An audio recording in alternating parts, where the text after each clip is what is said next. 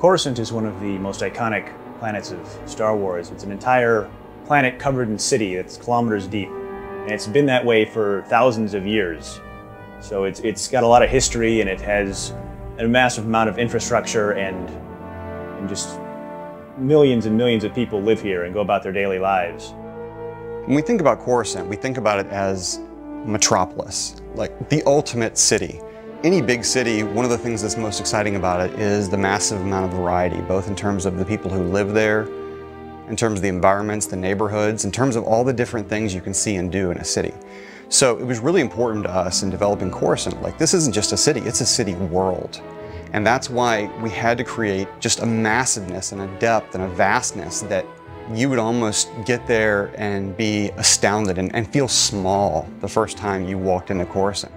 In designing Star Wars worlds, you always start with something true to life, and you change it just a bit.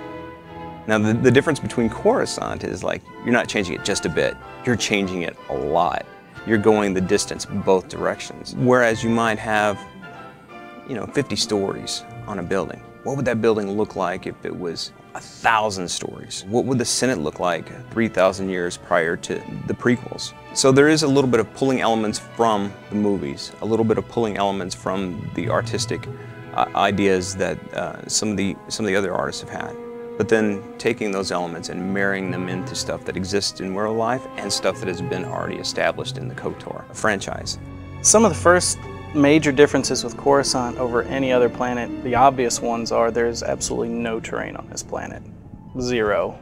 That in itself brings up a lot of interesting dilemmas. We have to think of how to build a planet with no terrain. Building a planet from the ground up is a major issue. The main building block is terrain. How do we build it without that? What we did is basically go through iteration after iteration after iteration just to build the space. The scale of Coruscant is massive. A lot of games have cities and a lot of games have huge areas, but no game has done this combination of the two, a huge city area, like to the degree that we have. In designing Coruscant, there was a little bit of story involvement in that the Sith have recently returned from deep space and have sacked Coruscant. And there are pockets of the city that are still in distress, that are still broken and in shambles, which really lends itself to the story of our game and how much turmoil the galaxy is actually in. The stories that take place on Coruscant really introduce the players to the greater galaxy. They introduce the player to the role of the Jedi in the greater galaxy, the role of the Republic in the greater galaxy, the state of the Republic in the greater galaxy. And you're going to get caught up in stories that deal with Republic politics and, backstabbing and maneuvering within the Senate Tower. You might be at the top of the planet where it's seeing the skyline, it's very pretty, you see sunset. As you travel further below the city, you might go down to the first level down, and it's a little bit dirtier. There's going to be a little bit more everyday travel. The next step might be to where you're ending up in say a mob-ruled area where potentially this planet at one point was bombed. We all know that. Further down, there's going to be complete gang warfare. What we wanted to do was add a little bit of the Coruscant that you hadn't seen yet.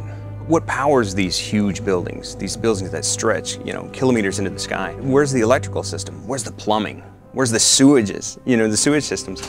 Those kinds of things you've never seen.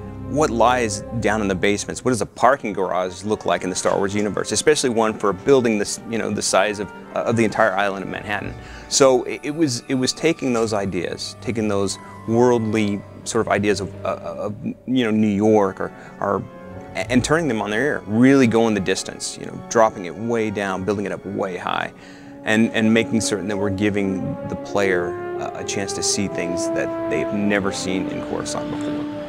Coruscant is the symbol of all the hope for democracy and civilization in the galaxy. And even though it's got its flaws and it's not perfect in a lot of ways, it's also got its beauty and its integrity in some ways. And there's people there who are trying to live a good life and do the right thing and want to see the galaxy be a safe and peaceful and happy place. So we really took a lot of care to make sure that players get to experience some of that at Coruscant, get to experience what it is that makes the Republic special, makes it worth fighting for, makes it worth dying for. One of the great things about Coruscant is that there's something for everybody. The socializers can hang out in the spaceport in the Galactic Senate and meet people as they come and go. The explorers have all the different variety of areas. They can go down into the depths of the works, or they go into the criminal-laden Black Sun district. Well, my favorite area of Coruscant is probably the Senate district, just because it's so impressive and has that sense of potential. You know, because you're up there and you can see for miles and miles, and you just know that there's going to be so much out there to explore and find.